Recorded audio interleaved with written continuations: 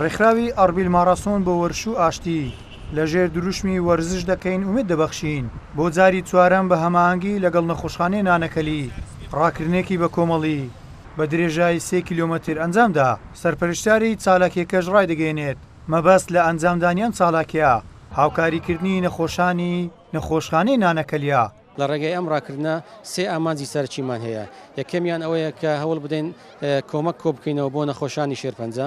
دووەمیان ئەوەیە کە وشاری لە ناو کۆمەلگا بڵاو بکەینەوە بەتایبەت لە ناو گەنجان دەربارەی نەخۆشیەکانی شێرپەنجە.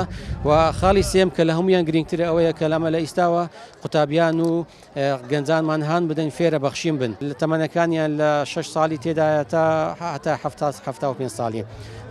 بەڵێ حتا بەشداربوومان هەیە لە ڕۆژهەڵاتی کوردستانش هاتوون ئامادەکە ئەمڕۆ یەکەم ژمار ئەوەی یەکەمی بەدەستێناوە لە کوڕان خەڵکی ڕۆژهەڵاتی کوردستانە.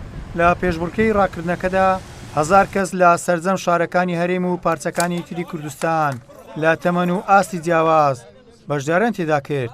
بەشداربووان دڵخۆش بوون بە بەشداریکردن و ڕێخستنی ئەم چالاکیە و دواتر دا لە یەکەمانی پێشبڕکێکە خەڵات کران. منافسەکان بەهێز بوون. هەرچەند ئێمە ئادەکاریەکان بۆ 21 کیلومتر دەکەین کە لە مانگی داهاتوو بەشداری ماراسۆن ئێستەمبۆڵ دەکەین ئینشاڵڵا.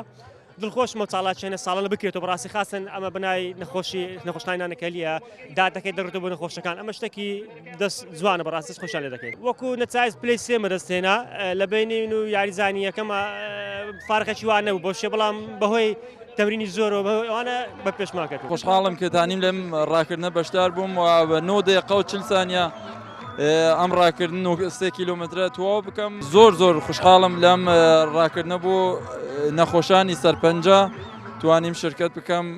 ئەم ساڵ پێشبڕکەی ڕاکردنەکە بە سپۆنسەری چەند کۆمپانیایەک و بانکی یەکەمی عێراق ڕێکخرا بوو. خاڵی کۆتایی ڕاکردنەکە ناو نەخۆشخانەی نانەکەلی بوو. هەر لەوێش بڕی 10 میلیۆن دینار بۆ هاوکاری نەخۆشانی شێرپەنجە پێشکەش بە نەخۆشخانەی نانەکەلی کرا. گەیلان سابیر، کەناڵی پەیام، هەولێر.